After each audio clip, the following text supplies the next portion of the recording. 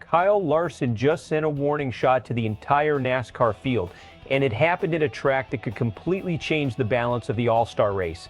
Dover is hosting this event for the first time ever. Teams got an extended 90-minute practice session to figure this place out, and Larson wasted absolutely no time taking control. Fastest lap of the day, fastest overall speed, and maybe most important of all, he looked comfortable while everyone else was still searching. That's the scary part. The defending Cup Series champion put down a blistering 22.792-second lap at nearly 158 miles per hour on Dover's concrete monster, and once he hit the top of the board, nobody touched him for the rest of practice. But here's where this gets interesting. The headline says Larson was fastest, but the deeper story might be Carson Hocevar quietly becoming the biggest sleeper threat of the weekend. Because while Larson dominated single-lap speed, Hocevar owned the long runs. And at Dover, long-run speed can win races. This wasn't a normal practice session. NASCAR gave teams extra time because this is the first All-Star race ever at Dover, and everybody knows this track is brutal on tires, rhythm, and track position. Drivers weren't just chasing speed, they were trying to survive the format. All 36 drivers are competing this weekend, but only some are automatically safe going into the final segment. 10 drivers will be eliminated before the closing stretch, so every lap mattered Friday. Michael McDowell quietly turned heads by finishing second overall. That's massive because he's one of the drivers not locked into the final segment yet.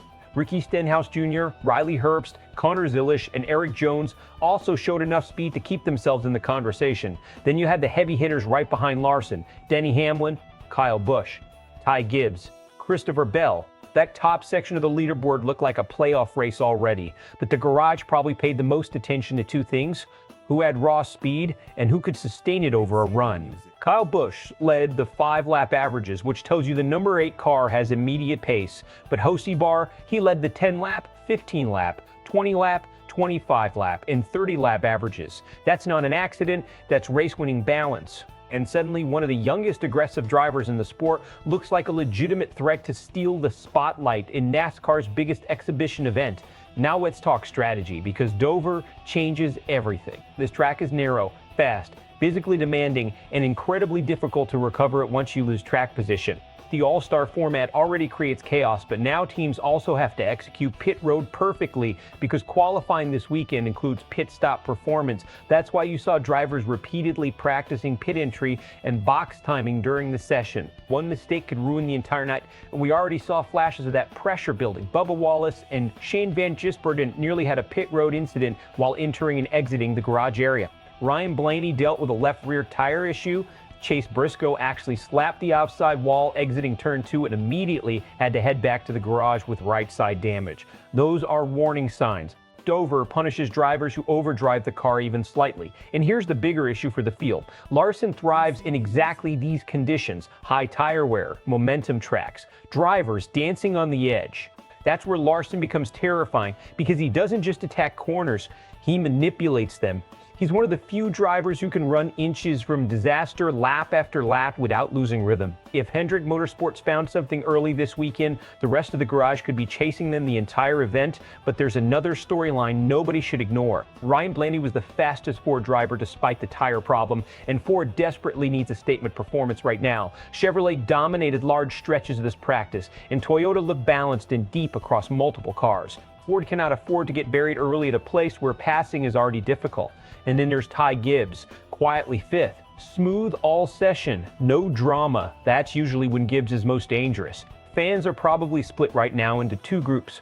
One side sees Larson on top and says, "Here we go again. The defending champ looks ready to dominate another major weekend." The other side is watching Hocevar and thinking this could be the race where a young driver officially arrives on the national stage. And honestly, both arguments make sense. Media insiders are also going to focus heavily on the format implications because unlike a standard race weekend, this isn't just about having the fastest car. Teams need short-run speed, long-run balance, pit road precision, and survival instincts all at once. That combination usually creates chaos. Now let's look ahead. Best case scenario, Kyle Larson converts this practice dominance into complete control Saturday night, locks down track position early, and reminds everyone why he's still the standard in NASCAR right now. Worst case scenario, the aggressive setup that made Larson fastest burns through tires over a longer green flag run, and somebody like Hocevar, Hamlin, or Busch steals the race late while Larson fades. And don't underestimate the elimination format either. One bad pit stop, one caution at the wrong time, one brush with the wall, and even favorites can disappear fast. That's what makes this Dover experiment so fascinating. We know Larson has speed. We know Hocevar has endurance. We know the veterans are lurking. But who actually handles the pressure once the lights come on? Is Kyle Larson already the clear favorite for the All-Star race, or is the real threat hiding deeper in the long-run numbers? Drop your winner prediction in the comments. And if you want more high-energy NASCAR breakdowns all season long, subscribe to Sportswire USA.